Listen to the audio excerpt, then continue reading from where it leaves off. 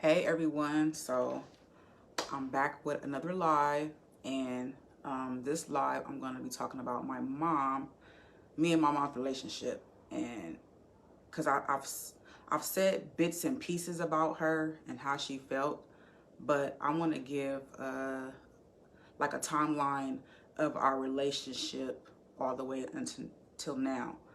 Um, I'm a little mentally, I'm a little all over the place right now. I think it's the devil trying to do his little dirty work, but we're gonna get through this. And I'm not gonna really go, I'm gonna try to go in a specific order, but I'm not gonna really go into a specific order. I may backtrack, double back, and add in some things, but I also got notes too. So if you see me looking down, I'm referring to my notes. So I wanna start off by saying this. My mom was an excellent mom. I wouldn't trade her for the world. She took care of me and my brother. She we was never hungry.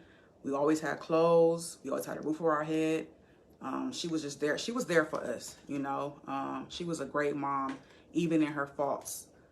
Even in her, even in her faults, she still was overall an excellent mom. And I know for a fact that she loved me and my brother, and she would do anything for us within her power. She cares about our well-being.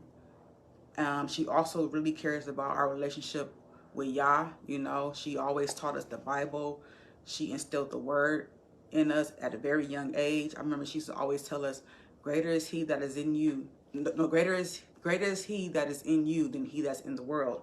And even though she would tell me that verse all the time, I didn't understand what it meant. Now I do, but she would always feed us the Bible, teach us about God and everything like that. So I really appreciate that. Like I said, we was raised in church, so that's what you know. That's how I come to know Yah and His Word. Of course, I unlearned a lot of things because a lot of things wasn't true. So I want to start off by saying that in this live is in no way to bash my mom. Okay, this is my perspective on how things were between me and her. My mom had a lot of demons that she was fighting.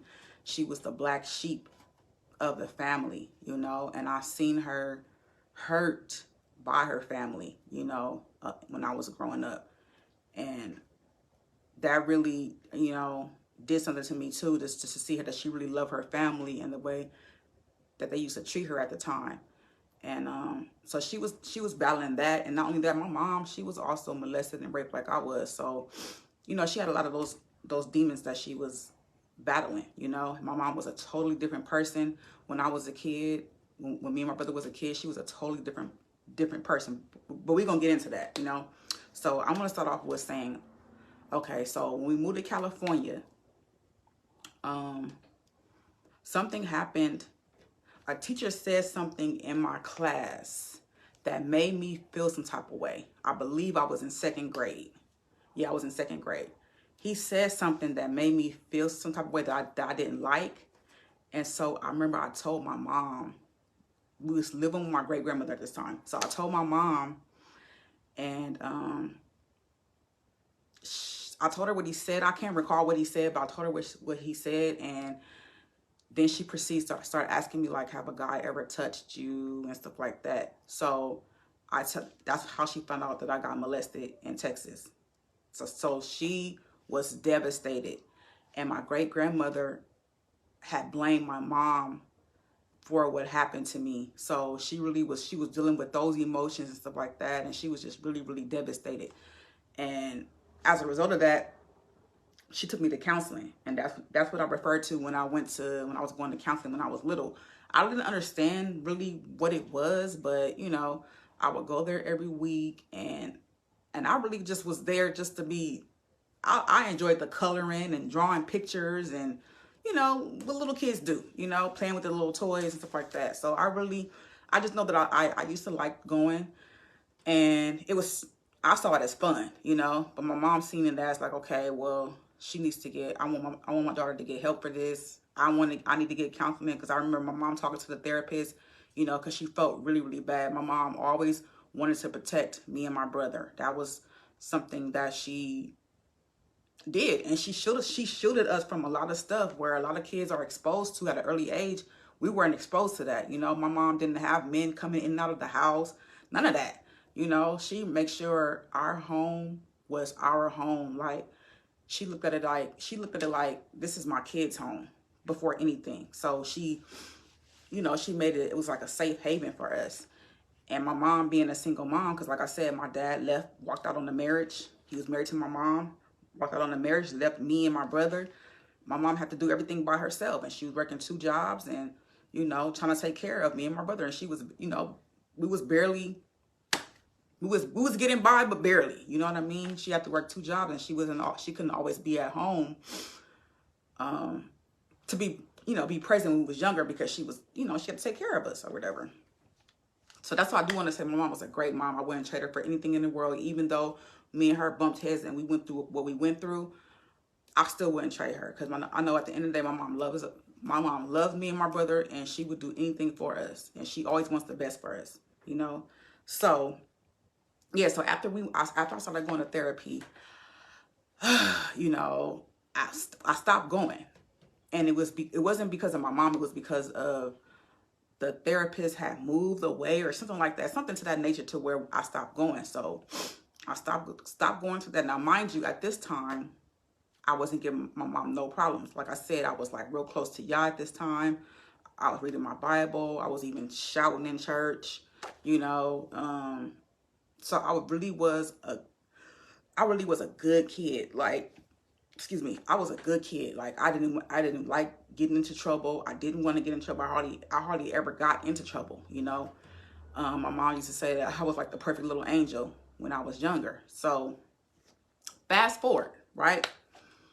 This is when things started a turning point for me, unbeknownst to my mom. Okay, so we in the kitchen. My mom's fixing my hair. We getting ready to go somewhere, and I asked my mom a question. I'm not going to even say I remember what I asked her, and I remember her response. That's not the point. The point of the matter is I asked her a question.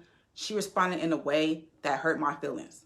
And I vowed to myself that day that I would never, ever, ever tell my mom anything. So after that day, I internalized everything.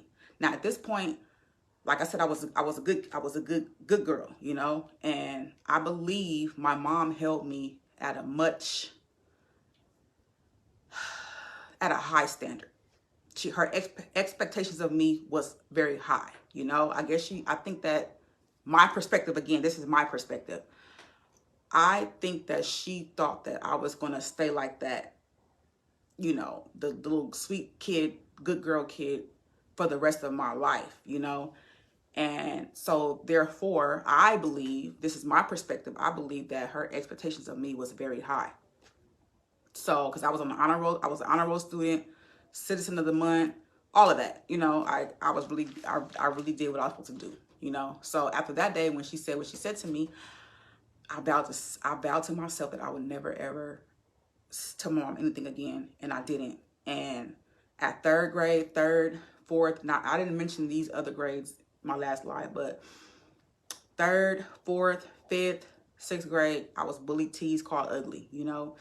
And at the time, my mom, I felt like she was tone deaf, you know, because the way that she would say stuff and the harshness behind it it was so much, how can I say it? She was very harsh and tone deaf, you know. So the way that she say stuff would kind of like, it would kind of like take you aback, you know what I mean? And for me specifically, I'd be like, whoa, like, you know, that was kind of harsh, but that's how my mom was, you know. She was, and me and her have talked about this, you know. She was the angry black woman then, you know. And that's how she talked and everything like that. So when I was getting teased and bullied in school, I was, after, along with me saying that I wasn't going to tell my mom nothing else anymore, I also assumed what she would say based off of how she responded to certain situations that I was in.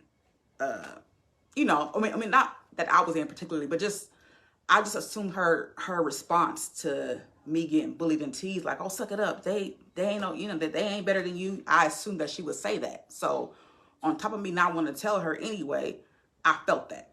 So it really caused me like, okay, no, I'm not gonna tell her. And then not only that, I was embarrassed. I was ashamed, So I internalized all of that, and the kids bullied me so much that I learned to pick myself apart till there was nothing left to pick. And so as a result of that, I had a very nonchalant, bad attitude. I just developed this attitude that I did not care because why should I? Because, people, I have to develop this fake tough skin, so to speak, I guess. I don't know. So that's what I did. And the way my mom was, it was just like it kind of helped build that at the time, because like I said, my mom expected a lot from me. I believe, one, because I was the oldest. And I think two, because, I was the good girl, and she expected me to do better all the time. And she never, at the time, she didn't extend grace to me for a while. Like, I think for a while, she didn't extend grace to me. So if I made a mistake, it was just like, oh,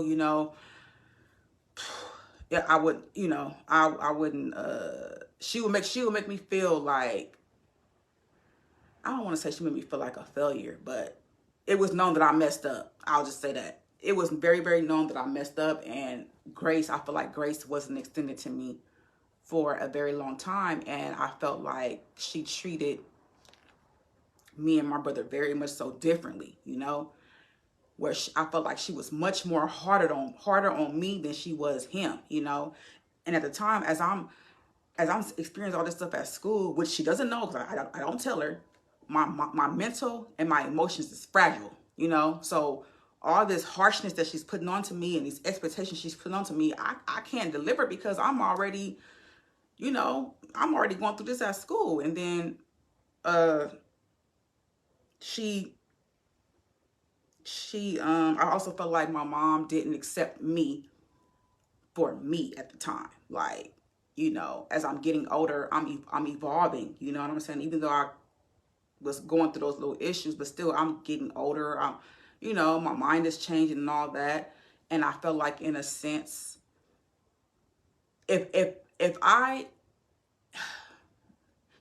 felt like at the time she wanted me to be the person that she wanted me to be, not what I couldn't, I felt like I didn't have a voice of who I was as I got older. You know what I'm saying? My brother was very much so outspoken. He gonna say what's on his mind, but I would never was like that.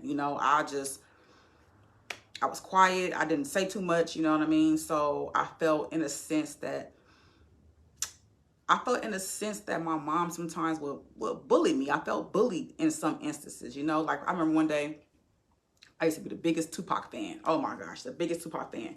And I had these pictures of him in my folder. And this time I was in 10th grade. I had these pictures of Tupac in my folder. I had a lot of pictures of him in my folder. And my mom was going through my folder and she seen the pictures of Tupac. And she ripped them all up. And I'm just like, well, why can't have, and it was just like, dang, why the stuff that I like that you don't like, you just make it, you make sure that I know that you don't like it, and therefore you're gonna do stuff, you know what I'm saying? You just gonna let me know, like, hey, I'm in charge, I can do what I want to do anyway. So in a sense, I felt like I was kind of bullied, you know what I'm saying? My mom did discipline us though. Don't get it twisted. She disciplined us. Whenever we was out of order, we got that belt, you know what I mean? Like, she very much so was a disciplinary. But to me, on top of that, I also felt like I was kind of bullied by her because some of the things that she would do to me, again, this is my perspective, okay? My mom was a great mom, okay? It felt like she bullied me because I wasn't like my brother. I wasn't like my mom. My mom and my brother are like the same. They gonna speak their mind. They gonna say, I just never was that. I just kind of just, whatever punches was given to me, I just take it and just, so I I felt like that for a long time. So I'm internalizing all of this stuff for so long. The bullying, the teasing, you know, them calling me ugly. My self-esteem is getting shot down. I'm not, you know.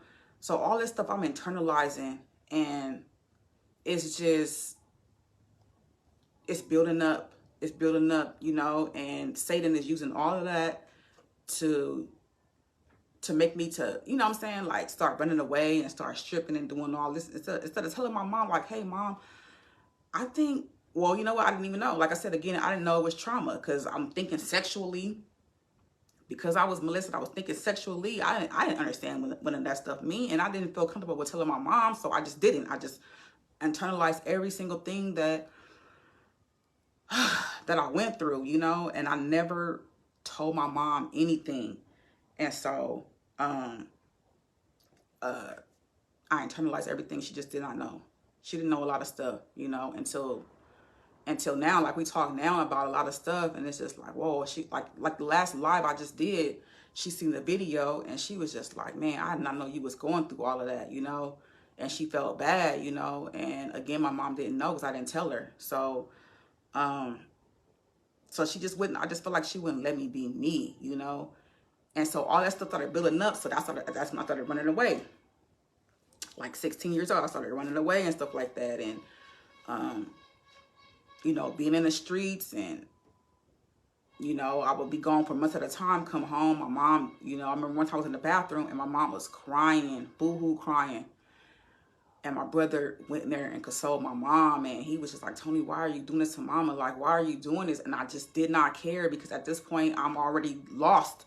Like in my head, I'm mentally just gone. You know what I'm saying? And I didn't care. I didn't care that I hurt my mom, you know? Like, she would literally cry over me. And I feel like the more that when I seen her cry, the more I didn't care. The more I was just like, oh, well, like, you know. And I hate that I put my mom through all of that stuff that I put her through, you know, because she ended up getting sick because she was worried about me, you know what I'm saying? Because I'll be gone at months at a time. And then my mom started getting dreams about me, about stuff that would happen to me. And I forgot to mention. So the lies I used to tell her when I used to tell on her when I used to run away was that she put me out. I would tell these adults, because I used to run away to my friend house at the time when I was that was so pretty or whatever. I used to run away to her house, and I was wanting her mom to adopt me. You know what I mean? So I would just say like, oh, my mom put me out. So all these people looking at my mom crazy, like, I can't believe you put your daughter out and stuff like that. But it was all lies. It was something that I said just so people can feel sorry for me when I was the one that was leaving the house, didn't have no reason, you know, to really leave the house. I was just believing the lies of Satan, you know. So I told the lies on her, and you know, she had to deal with that, and it was just like, ugh. So as time went along, the Holy Spirit started comforting my mom, and she said that one day the Holy Spirit woke her up and told her, in spite of how everything may seem, everything gonna be all right. Because at this point, I'm buck wild. I'm telling you, I'm just like a lost cause. And I'm just out there in the streets. And so after that, she stopped worrying. She stopped worrying about me. And she started, and y'all started giving her dreams about what was going to happen to me. Like, she had a dream that I got jumped. And that I got jumped real bad, and I did. And at this time, I had run away, and I was stripping and stuff, going to the little strip clubs or whatever. And yeah, it was five guys and 2 girls that jumped me, and they was trying to kill me, I swear. Because what happened was one of the dudes that was there, but he wasn't. He didn't involve himself in it. But one of the dudes that was there. Okay, so it was 5 guys. And 2 girls, and the guy that wasn't included with the 5 girls, so 6 guys, but it was 5 guys that jumped me and 2 girls that jumped me. So the guy that didn't involve himself, one of the girls that was there, she liked him, and he was trying to talk to me. But I mean, I wasn't interested, but he was trying to talk to me, and she thinking that I want her dude, and he telling me like, man, I don't even like her like that, like, you know, like, I don't like her, but she swear up and down that's her man, you know. But he didn't like her, and he was steady trying to talk to me, and I'm just like, no, I'm not interested or whatever. So one day, I come to the house where I was living at the time from stripping. So I'm in the bathroom and I see them all in the kitchen huddled up and I feel something ain't right. You know what I'm saying? So I go in the bathroom, using the bathroom. It's some scissors laying right on the counter, right next to me. I say, man, I said, if this girl come in this bathroom on me, I'm gonna stab her with these scissors, right? So she comes to the door. She comes to the door and opens the door. I pick up the scissors and I went to go stab her, and her cousin, which was a guy, the one I was staying with, he grabbed my hand, he threw my hand, and he socked me. Bam! I fell in the bathtub because I'm standing like by the doorway, and okay, so the door is like right here. I'm standing right here at the door, and the bathtub is like kind of backwards. He socked me so hard that I flew in the bathtub. And then they just started, all 5 of the dudes and the girls, they just punching me, and blood, I'm telling you, blood is all over the bathroom. All over the bathroom. And there was these other 2 girls that was there, I forgot to mention, that was there. She just happened to call him just to see what, just to see what's up. Wasn't like she liked the guy, but she just called him just to go over there, right? So she's over there while all this is going on, her and her friend. So the guy that the girl liked, he comes in the bathroom like, man, get off of her, get off of her, get off. He pushing him off, get off of her, get off of her. And he trying to wipe the blood off of my face because my face is leaking like everywhere. I'm like really dripping with blood. So he trying to wipe my face. He's like, man, get off of her, get off of her. So the other 2 girls that was there that wasn't involved, they come into the bathroom, they grab me. They say, come on, you coming with us, you coming with us. So they following me out. The people that jumped me, they following me out in the hallway. They trying to attack me in the hallway. They trying to attack me in the elevator. But the guy that was trying to protect me and the other 2 girls was like pushing them back, like, man, leave her alone, leave her alone. Now there's blood all in the hallway because I'm leaking, So they take me. So she took me to her house or whatever, and I stayed with her for a little bit. And I my mom, so I don't know, I can't remember how my mom found out or whatever that I got jumped, but I remember talking to her on the phone, and she was like, do you want to come home? And I said, no, I don't want to come home. And she was like, I already knew this was going to happen to you because I had a dream that you got jumped, And she was like, I put my mom through so much. Y'all just don't know, like, I hurt my mom so many times, and I know she had her demons that she was fighting then, and I'm fighting mine, and she expected so much out of me because, I was a good girl for a long time, and then I didn't know how to handle all this trauma that I'm experiencing. I didn't know how to handle all the trauma, and I'm just putting my mom through so much hell. I'm lying on her name, and my mom was a great mom, even in the midst of her being harsh, and some of the things that she would say just kind of helped push me away in a sense. But I know deep down inside my mom really loved me, and wanted the best for me. And I remember one time we was in the kitchen. She was married to my stepdad at the time, and for a long time I wanted to be an obstetrician. I wanted to deliver babies. Not thinking about all the blood and all the grossness out of it. I'm just thinking like, oh, that should be cool to see babies coming out. That's what I'm thinking. So after a while, when I realized that's not for me, I said I wanted to be a chef.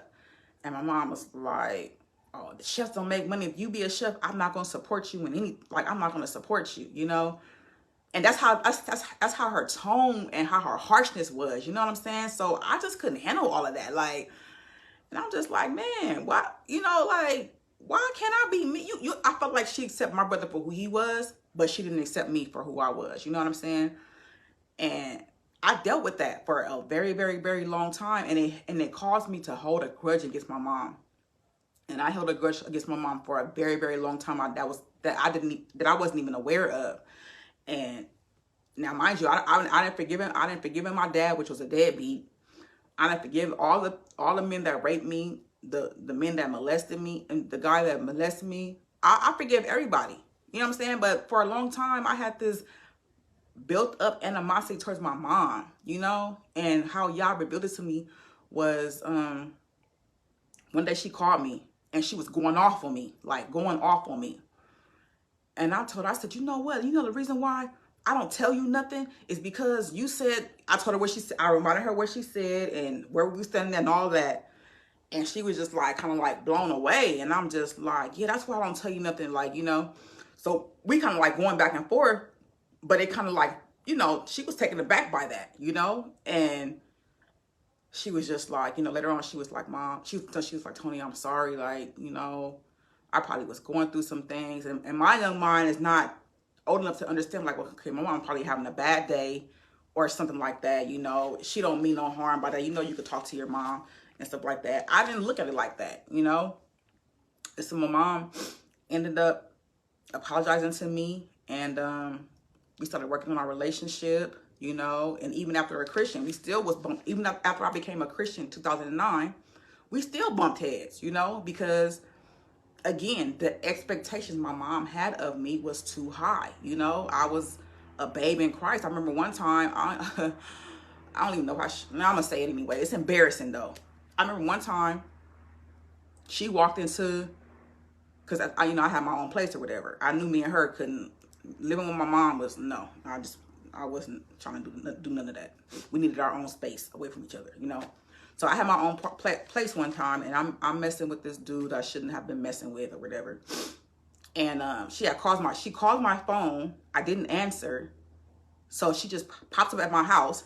My mom had a key at all my places, so she had a key. She walked in, me and the guy up in the room, you know, doing grown folk stuff. You know what I'm saying? So she walked in, and I'm like, oh my goodness, I hop out the bed, and I go to the door, and I put my face in the door, like trying to close the door, you know, a little bit so she couldn't see in the room. So she's like, Tony, she's like, yeah, I've been calling you. And then she looked, and she's like, wait a minute.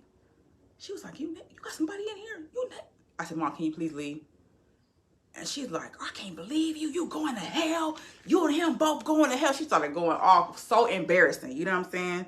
But she started going off on me. And, you know, like I said, I feel like my mom never extended grace to me, you know. And I seen all the mistakes that she made, you know. And I just didn't get grace. Now I do, you know, because we've talked and my mom's changed a whole lot. Y'all had to deliver her from a lot of stuff, her trauma that she had to deal with and all that stuff, and her tone and the way she, you know, went about life. Y'all had to really deliver her from a lot of stuff. And my mom is totally not the person that she used to be.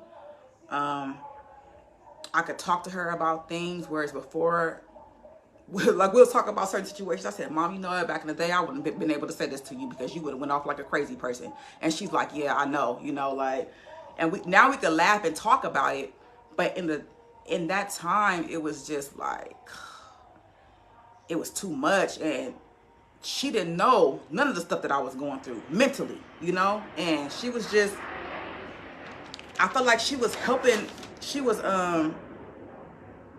picking me apart. Like, I felt like she was a part of the people that was attacking me in a sense. Like, I felt like she was bullying me too.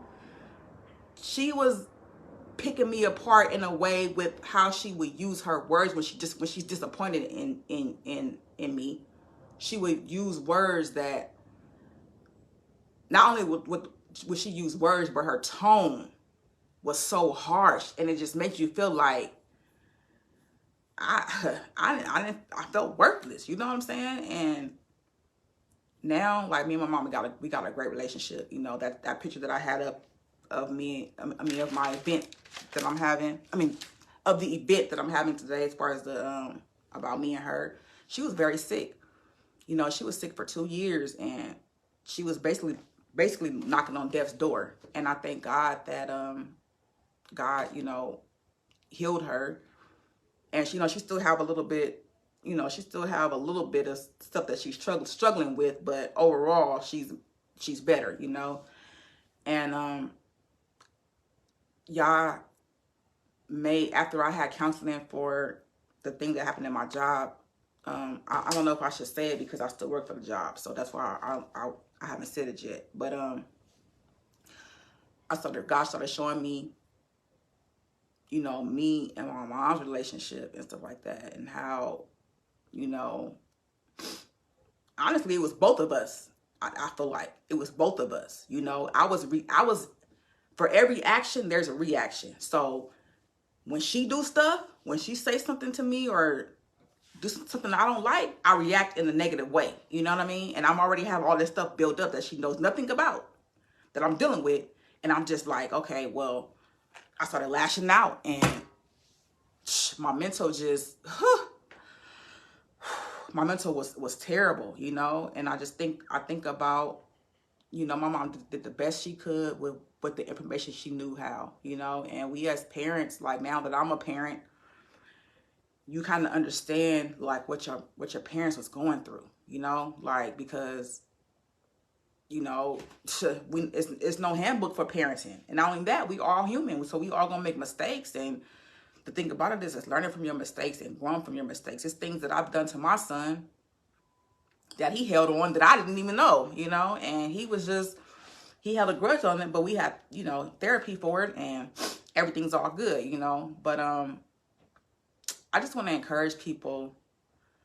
I mean, I know people have all types of relationship with their mothers. Some is not the best, some is like non-existent, you know, and I just want to continue to pray for you guys and stuff like that. I mean, I was blessed and fortunate enough to have the mom that I have, man, that she has a life she lives a life that's pleasing to Yah. Like, she wants to do everything that's going to make God happy. You know what I mean? So it's much easier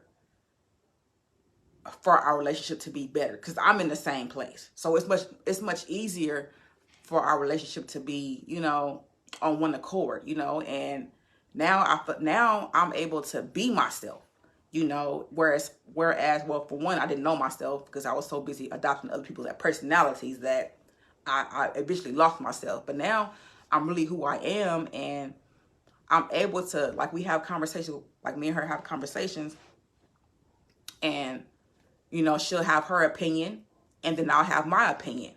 And at times I still feel like sometimes she'll still try to have me to think the way that she think.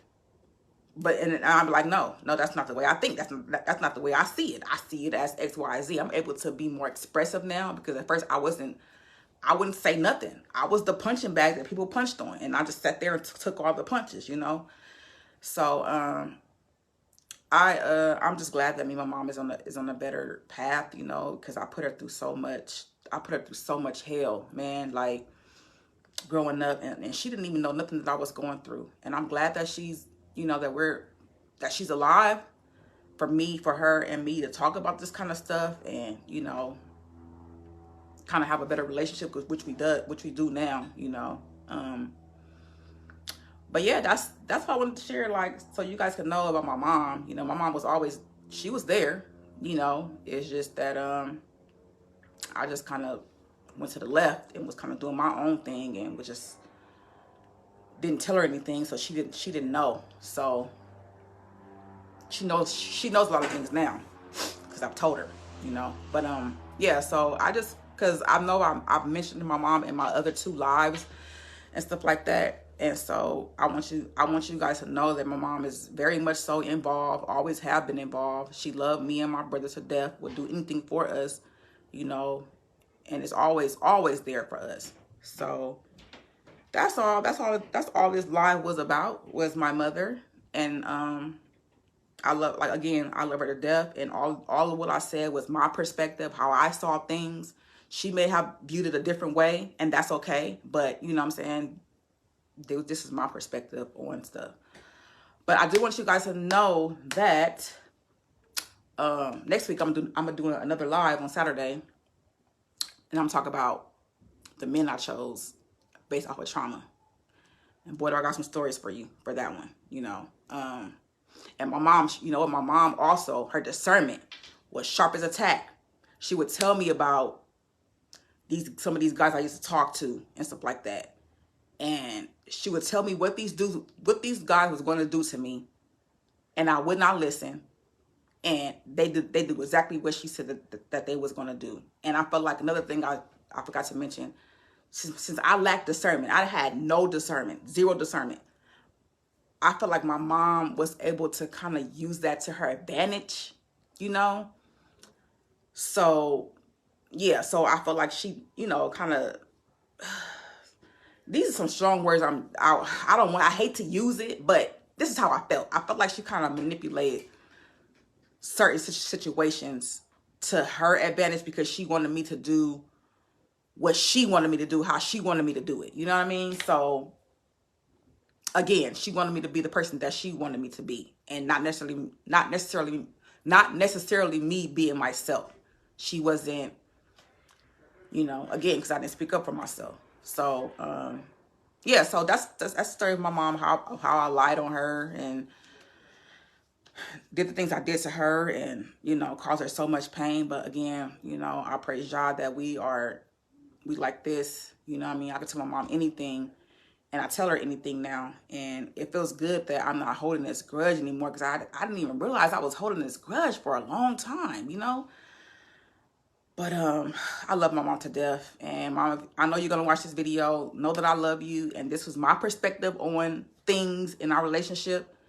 I'm not saying that this was what you thought, but this is how I felt. How, at the time when you was the person that you was, how you made me feel, But in spite of all of that, I knew that you always loved me and my brother. So that's it, guys. So that's it, guys. So I just want to say, Matthew 22:14 says, "For many are called, few are chosen." Be blessed.